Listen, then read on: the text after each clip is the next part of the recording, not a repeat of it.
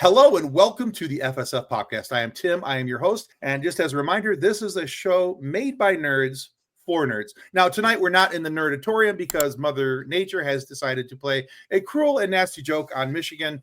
And well, the weather sucks. So I'm home because the roads suck as well. So we are not in the nerdatorium tonight, but you can pretend like there's all kinds of nerd stuff behind me. Anyway, our guest tonight is a well-established comic artist that we met at the Grand Rapids Comic-Con this year in November of 2024.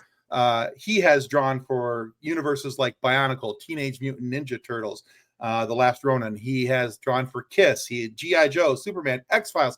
I could literally keep going for quite a while. There's quite a bit he's done. So I am very excited to welcome Stuart Sayger to the FSF podcast. Welcome to the show, Stuart. How are you? Thanks so much for having me. I am doing fun. Well. Yeah. Other than the weather, I'm in a great mood. So, you know, when you say other than the weather, you're in a good mood. You're doing fine. The weather will change. Yeah, I can't do anything about that. But I'm at home. I got my wood stove going. I have a nice cup of water to drink. I'm in a happy mood. So, can't really complain too greatly.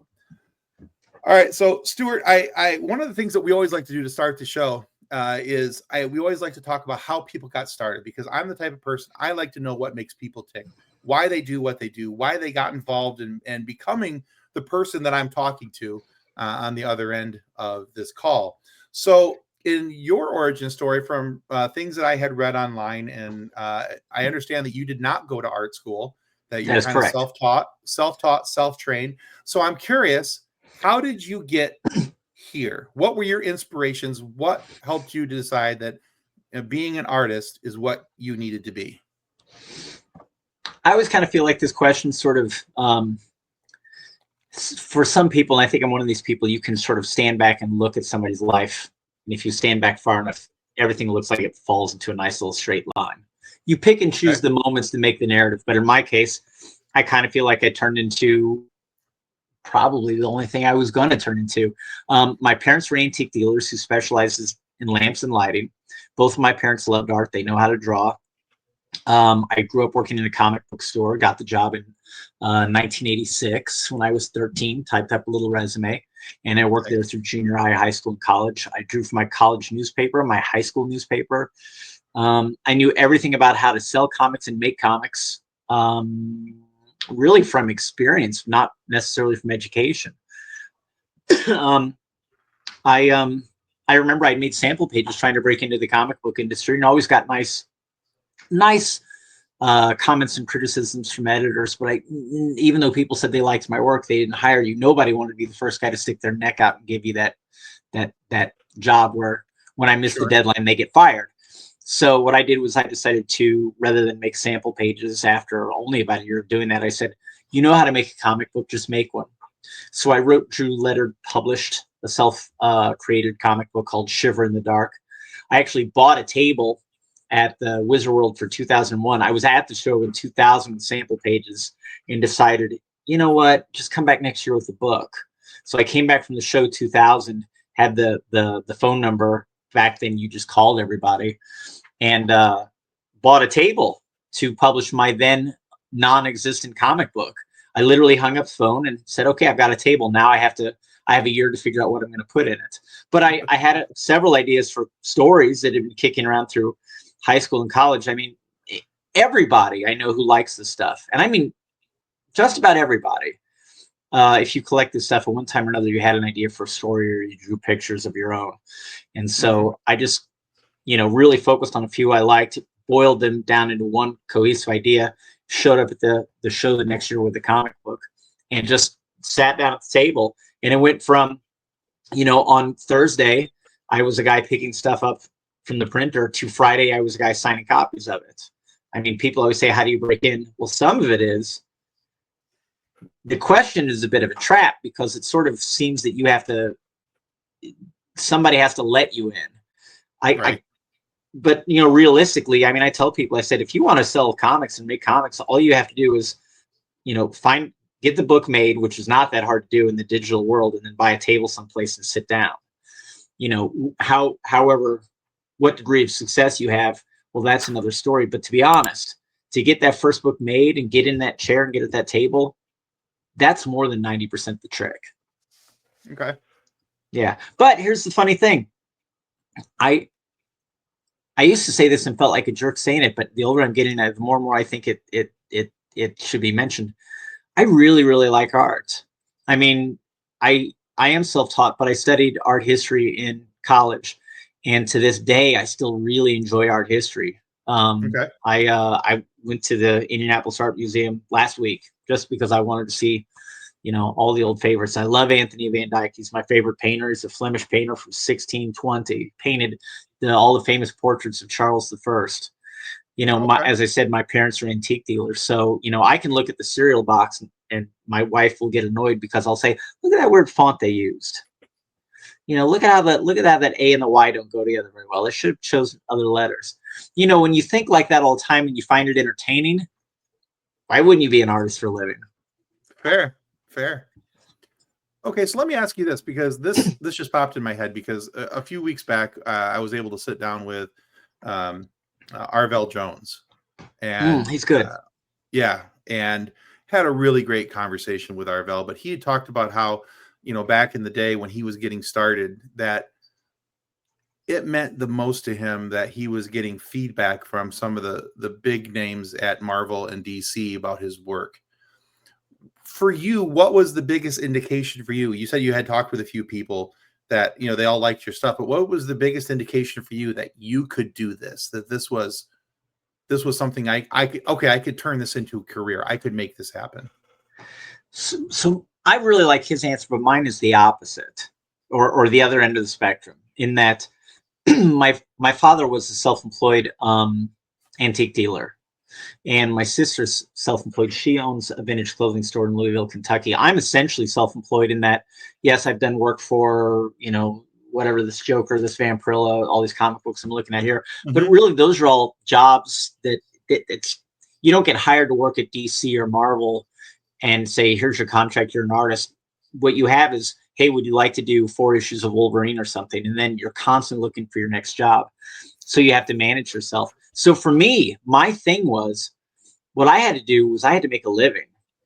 I didn't necessarily have to make, wonderful art or have a great story or have great anything. I need to find a way to where all of it would line up and I could pay the bills. And so in a way that gave me an incredible freedom, because I didn't feel like that I had to be a Marvel artist or a Batman artist or any particular type of artist. Maybe there was a maybe there was a comic fan out there that was underserved, and I felt that because I knew how to make comics on my own, I had this background in journalism, and I had this sort of wherewithal to how to be self-employed. I didn't feel like, this leads back to what I say about breaking in. You can just sort of do it on your own. So the first thing that really happened was I remember going to some shows and finally, making some money, right? You're smart enough. You treat it like a business. What did my printing cost? What was my travel? What was my room? What are other artists getting paid for commissions, right? You sort of figure out where you fit in that pecking order. Sure. I will tell you this, if you want a more satisfying answer, two things that happened the first show I ever did was 2001, when I self-published that comic book. I decided that I would draw a very quick head sketch on the cover of the book if anybody bought it. Okay. Nobody knows me. Nobody knows that the book is any good. Nobody has the time to read it. The only selling point I have right there is the art good enough that somebody wants to take a shot on me? And I said, hey, if you buy the book, I'll give you a quick profile on the cover. So on Saturday, I remember I was drawing them as quickly as I could, and I had 3 people waiting to get theirs, and a 4th was pulling out his wallet. And I thought, I am the bottleneck. When you are the thing that is keeping you from getting ahead because you can't work fast enough, that's a good problem to have. So that felt great. But the other thing that really was nice, that really was that idea of, keep going and broaden your horizons, was that same day. This was just blind luck, but my table at that Wizard show happened to be set up cat-a-corner from Diamond. And I had self-published this comic book. I was really hoping that I would sell some copies, see where it took things, see if maybe some editors liked it, maybe to get hired. And what happened was the Diamond booth saw that I was selling it well. And I'm probably not supposed to say this, but they came over to me and they just, during a quiet part of the show, they said, I don't think we've even seen this book. Did you even submit this to us? And I said, I just came out. I'm independent. I didn't think you'd have that much interest. And they said, well, we can't carry everything, but we've watched you sell it all day. If you can sell it this well, here, you should submit it. We'd like to carry it.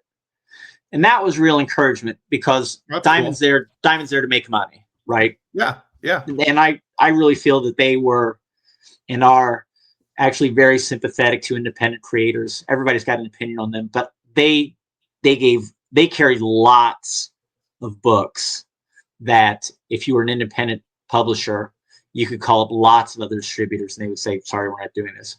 Diamond gave lots of people their first shot, and they picked up my book. And so immediately I finished that show, and I only printed 1,000 copies. And because I was going to go through Diamond, I had to immediately reprint it.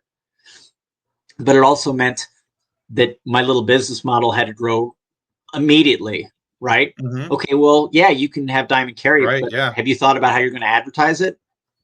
Have you thought about how you're going to ship it? Have you thought about, is there anything you learned from this one event launching this book that you might alter for when you reprint it? That was pretty encouraging, because they could look at it and say, it's selling. We have an idea what sells. Let's sell it. Oh, that's cool. Having grown up with a self-employed father, my dad still works. He's still self-employed.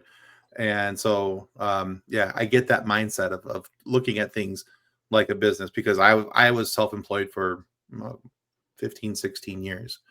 And, I just recently went back to work for somebody else. Right. But yeah, so I get that mindset of, okay, I have to, treat this as a business, and this is my expense for this, and this is my expense for that.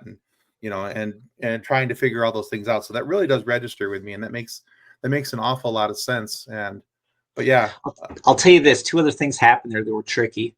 There was a pretty good pretty good sized comic book retailer that, because I grew up working in a comic book store in Indianapolis, the store owner knew several other people, and he knew someone who sold an awful lot of comics on the road. And he said, this retailer, I think, will carry some of your books.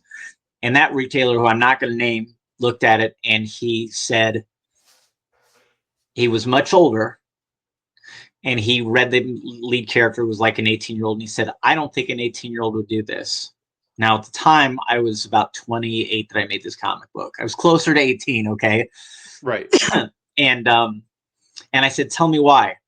And it had to do with how someone with a lot of money might spend their money. And I thought, yeah, I don't think you sort of understand this sort of this movement towards sort of DIY thrift store fashion world had sort of taken off. And it was one of these weird things where I thought, here's this person who has sold an awful lot of comic books and knows what sells, is telling me something they thought wasn't right in my book. And I had to have the guts to either accept that or reject it. I made t-shirts early in my career, and everybody said, for my comic book, and everybody said, here's what you do. You make a lot of larges, a lot of extra larges, and you don't make any smaller mediums. And I said, I don't think that's true. And I think I'm going to sell the girls really well. So I made more smalls than anything else. Again, my sister ran a vintage clothing shop, right? And I was younger, Sure. and I thought I knew the market. So even though everybody told me to get large and extra large, I ordered more smalls, and I sold out of them. It was the size I sold out of first, but it was what I ordered the most of. Absolutely. And that sounds kind of dumb, but that is where you sort of manage all this as a business. Yeah. Oh, no, that all makes sense to me.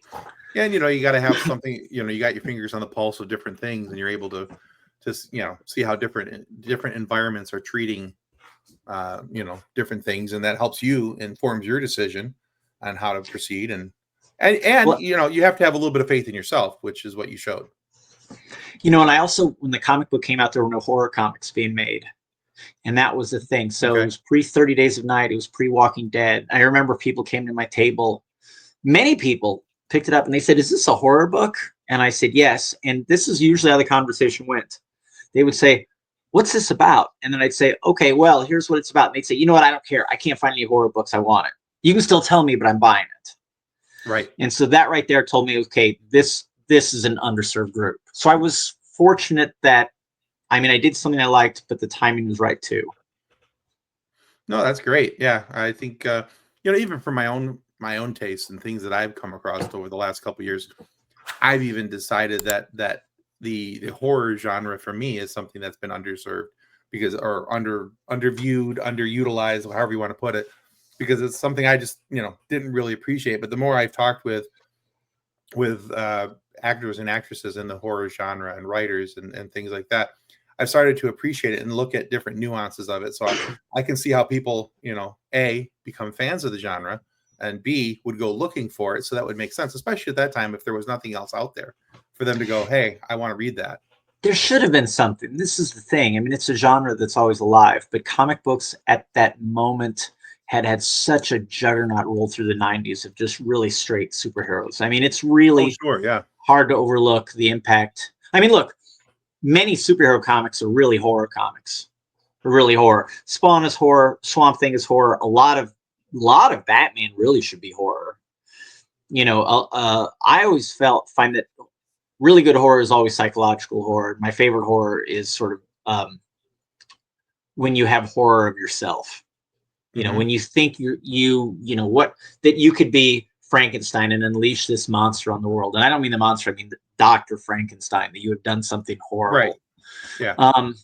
That ties into really how Batman should feel about himself, with self-examination all the time. I mean, Batman does these days, some wild stuff. Yeah, and really does so through the guise of judge, jury, and executioner. He's kind of unbridled. And I would think from time to time he might just say, I'm on the edge. Am I doing the right thing? To me, that's what horror is. So I get asked to draw horror pretty regularly, and a lot of times if people talk about horror, it kind of means sort of blood and violence. And to me, it's not. It's it's if you've ever looked at yourself in the mirror and realized, I'm going to be able to break the rules or cheat or get away with it, and I'm going to, and you think I might not be such a good person. That's my favorite horror. For me, one of the things I didn't realize in all these years, I was like, oh, I don't like horror. I don't like horror. I don't want to watch horror movies. But I was like, man, I really like the psychological thriller.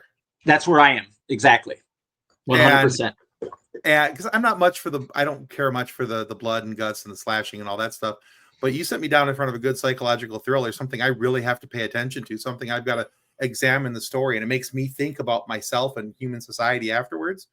That, to me, is a really good story. And in my interview of Dee Wallace, Scream Queen, we were talking about this, and she talked about how, really one of the things that she loves about the horror genre, and people sometimes don't give it enough credit for, is the ability to test your own fight or flight, and really to bolster that up and to help you emotionally and psychologically deal with things as things come up in your life, because you've kind of tested it with this movie or this book or whatever, and then when something happened in real life, you were able to at least navigate it a little bit better, because you've tested your fight or flight over here, so it's not as big of a shock over here. I'm with you on that. I mean, I when you can recognize something, right, or when something's not quite right, sometimes you recognize a situation, you say, oh, this could be really bad, and it's fine. I'll tell you a story that my dad told me about one time, and he had the opportunity to buy a really nice brass bed. Okay. In the time in the late 70s, brass beds were a really, really hot thing. And these two fellows who didn't know came to the shop, and he said, we were cleaning out this barn. We're going to tear it down. We found this great brass bed in it. Is it worth anything? Do you want to buy it? And they described it to my dad. And he said, yeah, I'd love to come see it. So he took them out in the middle of nowhere and walked between these two buildings with two gentlemen he didn't know, one in front of him and one behind him. And he realized that he had gotten himself in a situation where he doesn't know these people. Is there really going to be a brass bed? Is he maybe in a very dangerous situation? Oh, absolutely. And he said, yeah, right. I mean, that could be how you get robbed. And he said he walked in to this small little sort of barn area and turned the corner and glanced over, and he said it was the most gorgeous looking brass bed leaning up against the wall. And he said, I've never been so happy to see a brass bed in my life. but that, right. So right there, that's horror. Oh, for right? sure. Yeah. That's every step. I mean, he doesn't want to be rude and say, fellas, I'm suddenly unnerved by this, or I think something bad's going to happen. But even he's told me, he said, I was young and I shouldn't have done that. I mean, he put himself in a potentially dangerous situation, but Pretty serious. Yeah. the world's filled with them. And it's the examination of that, right? Yeah. As he described that, I thought to myself, yeah, what would I do in that situation? By the way, he bought the brass bed. So there you go. It's a story with a happy ending. Gotta love it. Yeah. All right, Stuart. So, in the introduction of you, I mentioned a lot of the things that you've worked on over the years. All these different, there's some pretty major IPs that you've had. Yeah, you've had a hand in. But so, is there one of those universes or a character in a universe that you felt an attachment to that made it easier for you to draw them or to be able to work with them because of an attachment you had? I usually find, see, I think when comic book artists get asked questions like that and then they say something like, I think it's the opposite. They sound like smart aleck jerks, and I'm not trying to be that. But Sure. in Okay. my case, I honestly find, so I grew up a Batman fan. He's over my shoulder here. This is one I drew. And I've been fortunate enough to do some Batman work for Warner Brothers. I did a cover for a Joker comic book for them. This is mine. You can see past Yeah, I the saw that. glare. That was pretty cool. Yeah. But, I've been drawing him since I was 5 years old. I mean, I really have some pretty strong opinions for what he should be and how he should be done. And there are times when you've got a character that has had that much history, you kind of say, well, where's a little crack? Where's a niche I can fill in it? Okay. I feel like there are sometimes your knowledge and understanding of the character, that depth can get in the way. You feel a little bit pressure to sort of live up to something. I think John Byrne in an interview one time said something to the extent of like he couldn't believe he was working on Fantastic Four and his books weren't real, because real Marvel comics are Lee Ditko and Kirby. Mm-hmm. Okay. I can relate to that, and I can see how that would get in the way. I actually find the things I'm best at are ones that I don't have as much connection to. I can sort of look at it. I'm not wildly in love with it, but I just start, pulling and Sure. pushing on it, seeing what it turns into. Bionicle was a job this over my other shoulder that I did for Lego. And in some regards, it was one of my very early jobs, but in some regards, I consider it one of my more successful endeavors, in that I really challenged what I think the the look and feel of the toys had been. Lego gave me more freedom on my series than they did anyone else who probably they ever hired on any of their toy line. I mean, I could Okay. have these toys bend and twist in ways that the characters don't actually, the toys don't actually do. I allowed them to get dirty. I allowed them to break. I allowed them to, have expressions. And when you talk to Lego fans, Bionicle fans after the fact, and this really is a good litmus test, I am often their favorite Bionicle artist or their least favorite, one or the other. And Sure. it means you've done something. If people respond to you that strongly, for the people who Oh, don't for like sure. it, Yeah. it's offset by people who like it that much more because it's that different and that unique. So Okay. that having that response is nice. The other end of the coin is Batman, right? Everybody's read Batman. He's been around for forever. We've had some really great iconic Batmans. Who's the greatest Batman artist? Well, for some people, they're going to tell you it's Neil Adams. For some people, it's going to tell you it's Mike Parobeck. Somebody might tell you that it's Jim Lee right now. These are all valid answers. A lot of the people who would give any of those three answers would nod their head respectfully at the other two, but that wouldn't be their favorite. And what that means is we don't have a definitive Batman, but we have people who are deeply invested in it and they have their favorite. And Right. so if you can do something with that character that doesn't betray those people who've come before you, well done. If you can do something that expands beyond what those people came before you, that they accept, even better. And that's hard to do. So, I get that. yeah, I there's some things I'd like to do for Batman. We'll see if I ever get the opportunity, because much like Lego, some people might love him and some people might hate him. Fair enough. That Yeah. makes sense to me. All right. So, but like when you have drawn for Batman and the things that you've done because of that lifelong attachment, do you find yourself being a little more overly critical of your work for that series because you have like you said, you in your mind you have things that you want to see him do. So do you, when you're drawing it, do you go, oh man, I should have done it like this, or I should have done it like that, because this is how your mind sees Batman? I usually don't have that too much personally. I think it's a good Okay. question. I might have it with another character. I don't think I'd have it with Batman. I've pretty much decided what I thought Batman should be since I was about 5, and it's never really wavered. Dark Okay. Knight Returns comes out when I'm about 13, and it's a big hit. And I was working in the comic shop when it came out. And Dark Knight is awesome. Dark Knight is Right. not my Batman. When Dark Knight came out, I knew Dark Knight was off. I grew up an Adams, Jim Aparo, Bob Haney fan. And so I could recognize the validity of Dark Knight, but it didn't ring true for me. And I had the same thing with Michael Keaton Batman movie. It was exciting to be around, but Right. uh, you know, Len Wein writing some, Batman in the Rain story in 1972, and with more of an Adams Giordano look was going to be my baseline. So I always had the attitude, it's like whatever it feels internally on Batman, when I draw it, I know when it's right and I know when it's not. And with that one character, I know him so well. If there's an outside influence, it's an editor saying this is what I want, and then you know, Okay. you're the general. I'm going to march in your direction. Fair. But I don't have much problem disagreeing with it. Other characters maybe, but he's different. For me, he really is different. When I draw Robin, here you go. When I draw Robin, I draw Burt Ward. I mean, Fair. that's what Robin looks like to me. I might draw it in sort of a Giordano Adams kind of comic book approach, but um, that was a character that I knew intimately when I was about 4 or 5, and that stuff sometimes just doesn't let go. If Oh if no, I developed an opinion of it later, maybe, but when it's that young, that's an it's imprint. yeah, right. Yeah, Perfect word. absolutely, that's an imprint. I get that. I get that. Okay. So I know that you're busy as an artist. I know that you go around to do a lot of shows, and creativity can be draining. It can be hard to stay on a creative edge, especially if you've been at it for a while. So how do you personally recharge in between sessions to keep your creative juices flowing, so to speak? I should have a really good answer for this, and I don't have one. I've not had. It's been so long.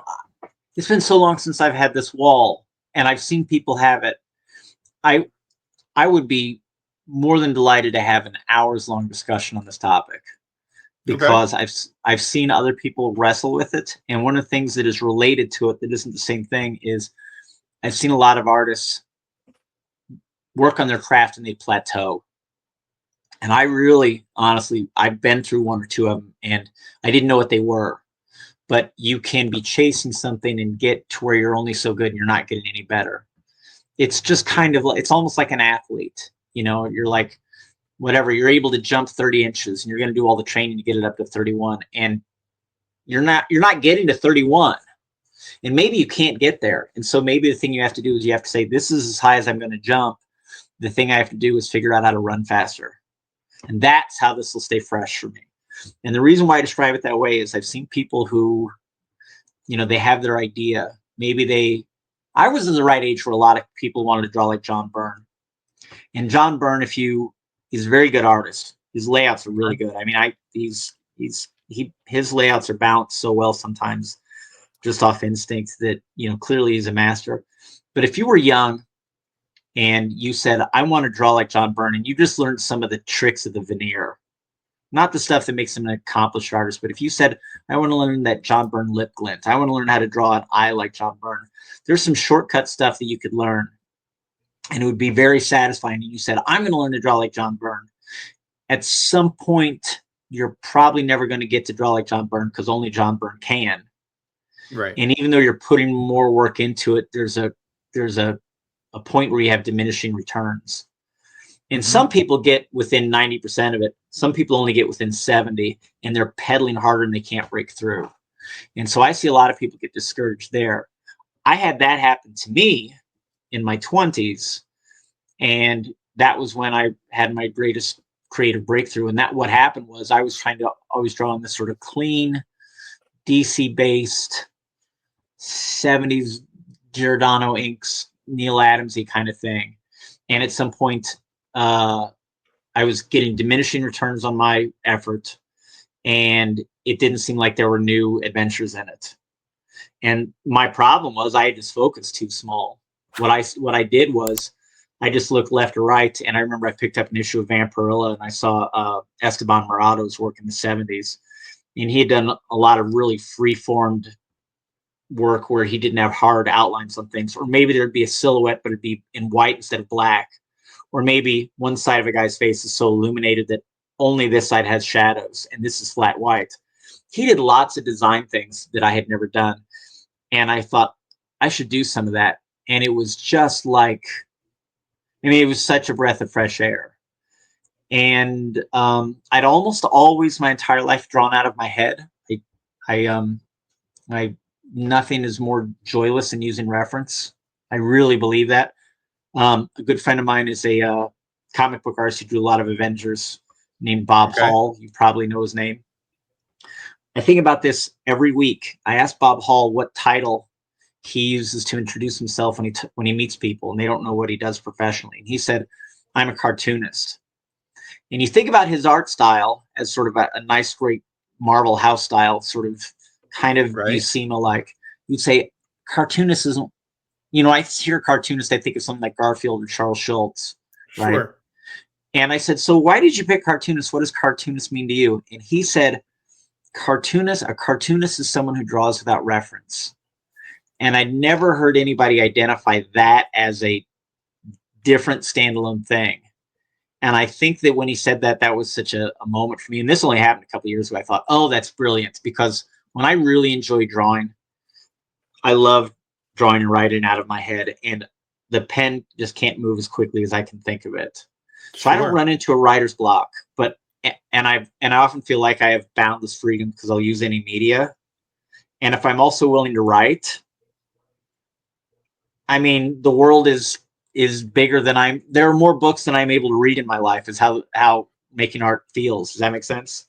It does. Yeah, I get that. But going back to it, one of the most, because I don't think this should be overlooked, one of the most frustrating, amazing things I've seen. And I've lived long enough and I've seen enough young artists. They've shown me their portfolio and you can see them. They look hurt because you understand and you say, you've hit a plateau. I know what happened.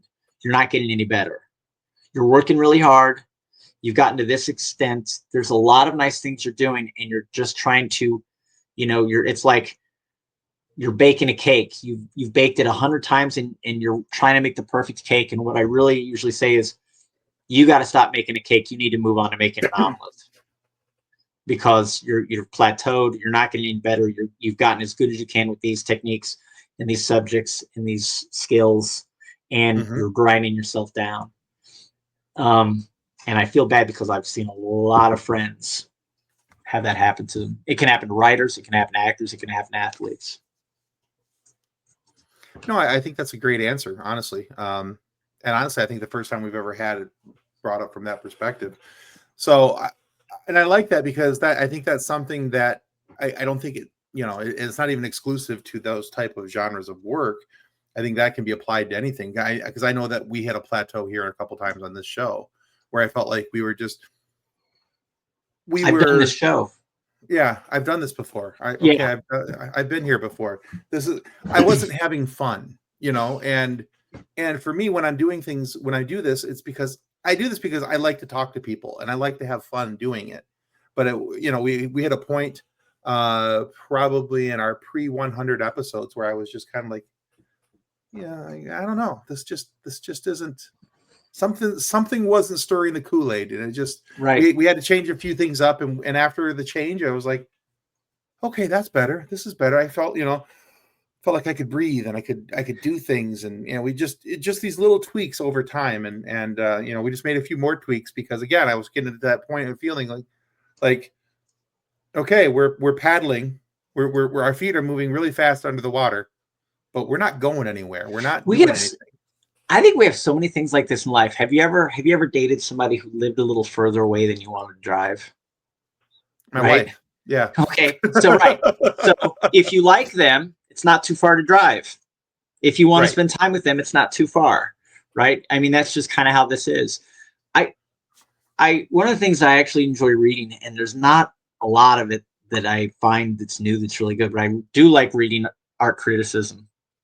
Okay. And I find it interesting when you can get really good art criticism, particularly on things that don't get a lot of art criticism or might be very hard to define or nail down. Something that I've kind of enjoyed reading art criticism on is kitsch.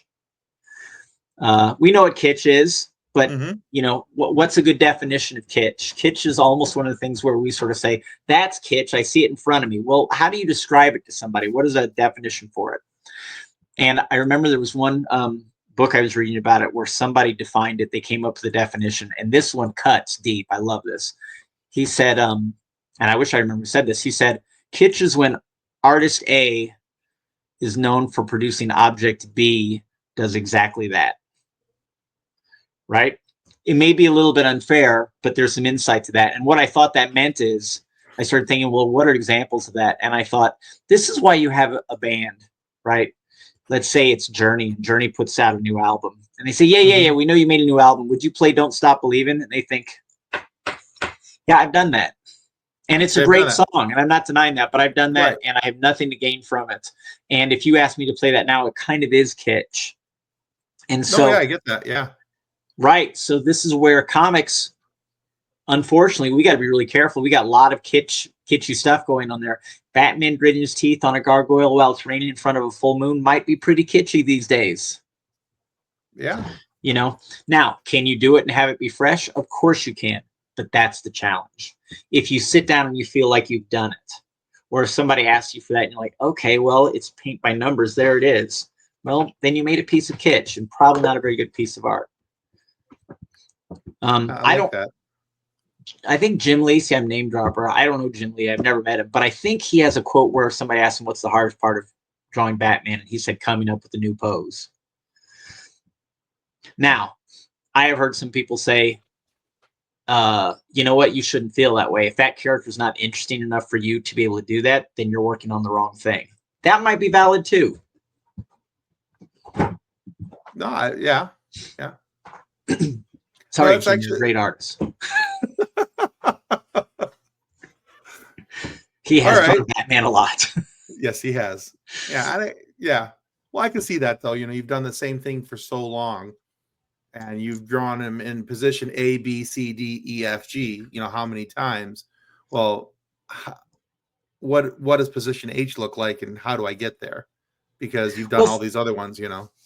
Think of it as the think of it as from the fans' point of view. Like, I've gone to a restaurant I really like, and I know that whatever, platter 7 is my favorite thing on the menu. I'm happy to just have platter 7 again. And there's a joy of that. Sure. But at some point, if you want to grow as a connoisseur of food, you have to eat other things. The Batman stories, we've seen him beat the Joker a lot of times. Are there new adventures for Batman to have with the Joker? Absolutely. But they have to be new adventures. That's so, the best way that I can relate to all that is I'm a massive Star Wars fan. And to me, Star Wars is life. It's one of those things. We were talking about imprints earlier. For you as Batman and, Burt Ward and, as Robin rather, all these different things. For me, imprint very young in my life was Star Wars. And so like, I love Star Wars, but a lot of the stuff that I've seen, well, that's okay. Well, that movie's like this movie. Okay, I like this series. Like right now, the Skeleton Crew is out and it's just been released, and I've been watching it, absolutely loving it because it's not the same cookie cutter Star Wars that I've watched 10 other times, and it's a new story from a new perspective with new characters and new places and areas that can be explored. But I've also liked it in the I know the sequel trilogy doesn't get a lot of good press out there these days, but there are also things about the sequel trilogy I like because of the way that they did use some of the characters that, you have these new stories, but you have some of the old characters brought in and, different ways of using them. And it was something different. It was something fresh. So, some are going to like it, some are not. The fans know. This is the thing that doesn't get talked about in this industry enough. And believe me, if you know what the fans are going to feel like or what their reaction is going to be, you're the $1 million man. Sure. X-Men had been a giant hit for Marvel for a long, long time. And DC Comics had been working their tail off to try to figure out something they could match X-Men. They did okay with Teen Titans, but it lost its steam, and they wanted something. And while the whole world was trying to do something to catch up with Marvel's X-Men, Rob Liefeld went to Image and made Youngblood, and I worked in a comic shop the day that came out, and I saw 9-year-olds look at Youngblood next to X-Men, and they had $2 in their hands, and they could buy one or the other, and they bought Youngblood. Sure. Now, if anybody knows how to make a comic that is an X-Men comic that beats the X-Men, it ought to be Rob Liefeld. Well, he did it. And this is the thing. Did anybody know that that book was going to be the success it was? Nobody knew what Image was going to be. But the fans felt it, and they knew it. And you can't trick them. I mean, it's kind of what we're talking about when you draw Batman. I can draw a fresh Batman that's very different, and some people will look at it and say, this isn't the Batman I like. Sort of like I looked at Frank Miller, and they say, but you're on to something here. Right. This is valid. This is good. But also try to lie to them or cheat them. They'll know. They'll see right through you. Yep. Oh, sure. And sure. Without naming names, that's why some of the media we've gotten of late has had such criticism. How's that? Fair enough. Fair enough. Fair enough. All right. So I also, we started off this interview talking about how I like to know what makes people tick and why they do what they do. But throughout this process of some 400 odd interviews I've done over the years, one of the things I've really discovered, and I enjoy in the discovery of people, is that people aren't always just one thing. You're not just Stuart Sayger, the artist, and that's all you are. Typically, we have many other talents, many other things that we do or that we enjoy that if I wasn't going to, if for you, if I were you, I would say, well, if I wasn't going to be an artist, I could have been this. So do you have a hidden talent that there's something else in your life that you really do enjoy, and that, I know you said that this was the path for you, but is there anything else out there that you look at, you go, well, maybe I could have taken a stab at that? They're so adjacent. It's probably unhealthy. I mean that. They're so adjacent. I studied art history in college, and I was encouraged to get a major, a master's, and then a doctorate in it. And I was great at it. And I remember as an undergrad, I tutored some grad students. It was so easy for me. And one of the things that made art history really easy was I know a lot of kids we had to learn a lot of paintings, right? So what you do is you stare at it all till you recognize it. Then you read the person's name, and then you read the year, and you make sure that those are wired in your head. Or if you have a background in art and you're used to being able to pick up comic books from when you're 13 and saying, that's by George Perez and that's by John Byrne, even though I've never seen him, because I've learned to recognize art styles. Art history for me was easy. I didn't memorize paintings. I just figured out how the artists worked. And then anything I saw from them, I could say, well, that one's Rembrandt, that one's Rubens, and that one's Van Dyck. And I know which they are because they paint differently. And to me, that is connoisseurship. Okay.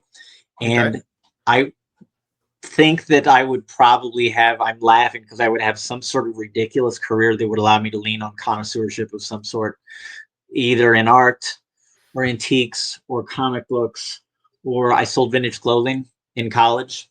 I could have done that. I've got this background from my family, and I just can't see it being anything else. If you want something wildly different, there's a moment where can you make money playing Ultimate Frisbee? Probably not, but I would have tried. I played until I was 44, and then that was time to quit. But I do think when I got to the point when I was about in my young 30s, if I would go to a house party or something, cocktail, and you meet people you don't know, and you're looking for an icebreaker question, I used to ask people, what's your hobby? And I don't know why this is. You'll either agree with me or you won't. But I found that a lot of people in their 20s and early 30s kind of found that an offensive, abrasive question. Instead of saying, what's your hobby? Sorry, I would say, do you have any hobbies? And there's a difference. Mm-hmm. And when if they were young, they usually kind of bristled. Of course I have hobbies. And they took it almost as a challenge. I think when I asked older people, they said, oh no, life is very complicated. You're asking me, have I found a reoccurring thing that I'm making time for outside of life obligations? Right. Right. And And I think hobbies, some sort of pursuit or interest or thing that you can cultivate and be something that grows and evolves with your life as an adult, is wildly important. And that's where I said Extremely mine is a mentally little bit. healthy. Yeah, I mean, it can be a fantasy football team, it can be your garden, it can be whatever, but something you want to be invested in. That what I did was, and I remember I did all kinds of goofy things in college and out of college. For some people would just have pizza and a beer, and I remember I said, let's have show and tell. I'm going to have adult show and tell at my house, which sounds like it's naughty. It's not. What it Sounds was, amazing. well, I told people, I said, bring something that you know a lot about that you can share with people. And you don't need to be an expert on it, but you need to be the expert in the room. And everybody I talked to said, I don't have anything like that. And almost everybody I said, yes, you do. And this is what it is. I had a friend of mine who had a bunch of pre 1980 home video game consoles, and they worked. Oh, that's And I cool. said, just show them to us. Tell us the story of Pong. You know, if we'll, Oh, for sure. and Yeah. right. And then another one, a friend of mine was this girl, and she collected vintage electric razors. She had this wild collection of electric razors from many from the 50s, but decades before and decades after. And my attitude is, if you can show it to me and you know a lot about it, you can get me interested for 10 minutes because you're so knowledgeable, and here I can handle and learn something. For And so sure. Yeah. that was what adult show and tell turned into, was people would just show up, and everybody started out kind of embarrassed. All right, well, here's what I'm going to show you. I don't know why this is really weird, but I'm really into whatever Victorian sheet music. But if you Yeah. have someone knowledgeable and you see a lot of it, it's great. So everybody should have a hobby. Now I want to have an adult show and tell. That sounds really cool. Isn't that great? No, You sir, could, I'm 100% serious. I think that's a fantastic idea, and I think that would be so much fun because I know well, friends of mine who have all these really cool collections of things, and yeah, it would just be cool. It would be really, really cool to just sit down and talk about them, and have a beverage and sit down and chat, and yeah, I could I'm totally not see that being fun. almost everybody who I know who collects comics, they like action figures to some extent. I'm not a big action figure collector, but I played with them when I was little, right?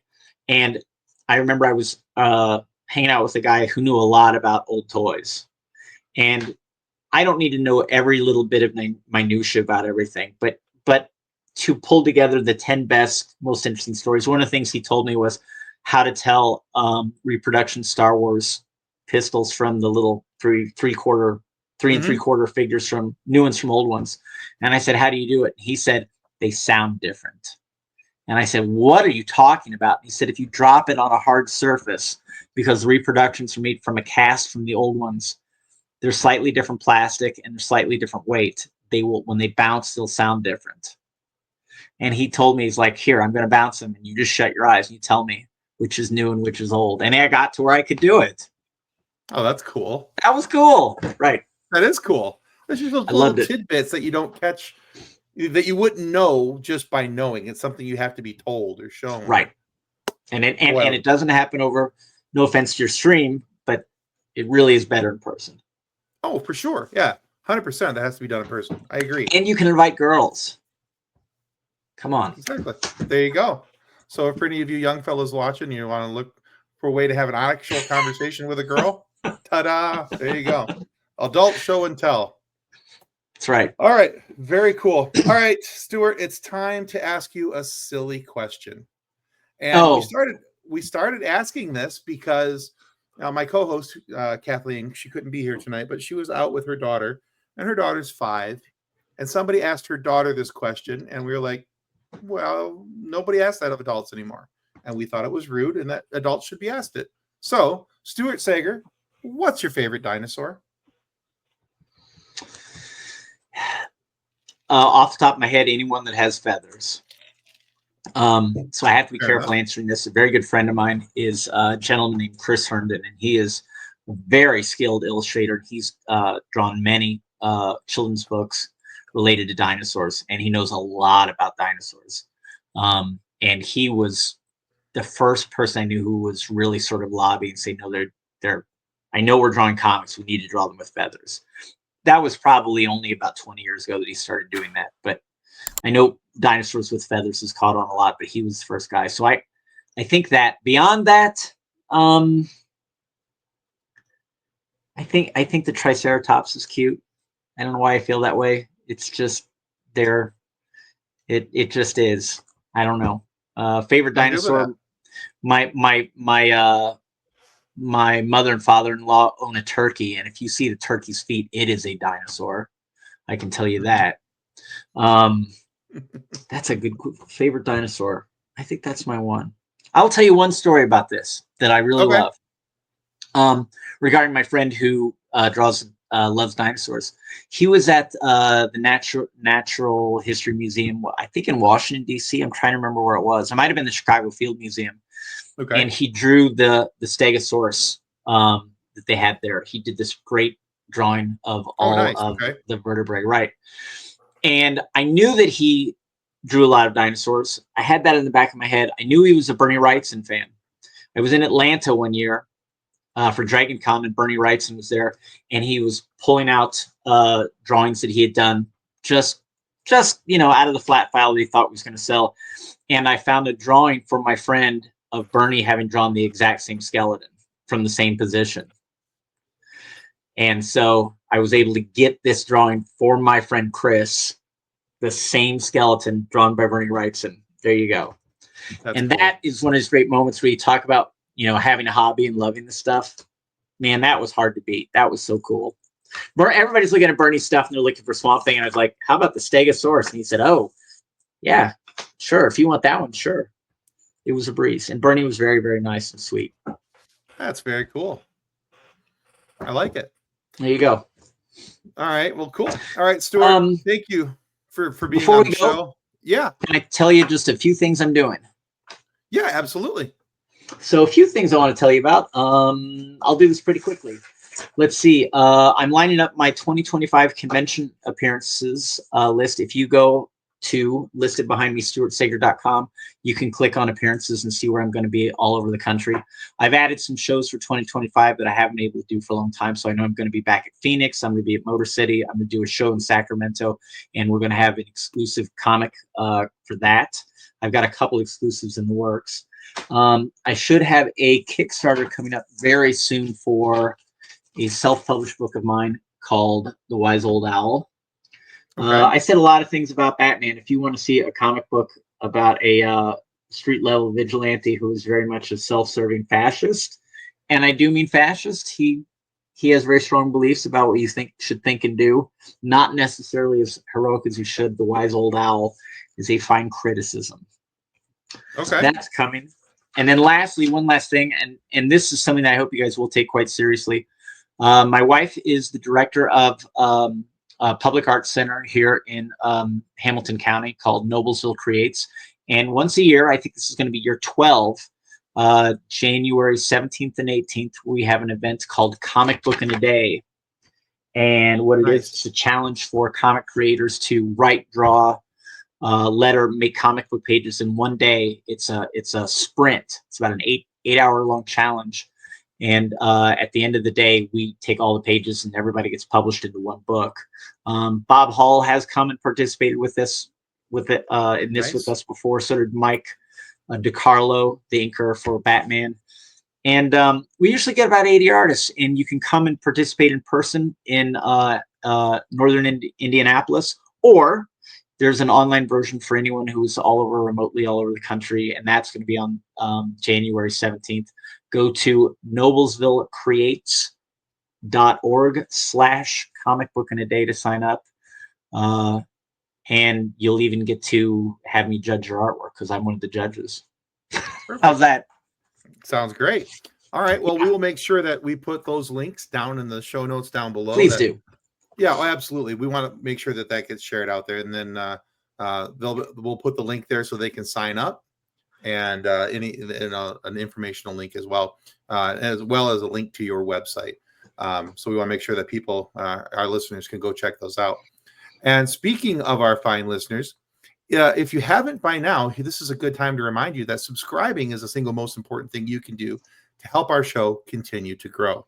So please do that if you haven't already. There should be a button coming up on the screen right about now. And that is a good reminder to say, hey, click like and subscribe. And go check out Stuart Sayger's work as well. You can find him on his website. There'll be the information there for the art competition and for the comic book in a day. I want to make sure that you guys get some information on that and go participate that and go check out Stuart's work. You guys will not be disappointed. Can you draw? I cannot draw not even a little bit. Believe that everybody can draw a little. Honestly, I may be one of the most drawing challenged people you will ever meet in your life. Well, my response to that is, I will not sing for you because I know how poorly I sing. There you go. When no one's around, I will sing. So there you go. My art is so bad that I don't even draw when nobody else is around. Tell you something. Guys, thanks for tuning into the FSF podcast. May the force continue to be with you as you live long and prosper. Goodbye. Copyright 2024 FSF Podcast. Reference any specific product or entity mentioned on this podcast does not constitute an endorsement or recommendation by FSF Podcast. The views expressed by guests are their own, and their appearance on the program does not imply an endorsement of them or any entity they represent. If you have any questions about this disclaimer, please contact us via email at info@fsfpodcast.com.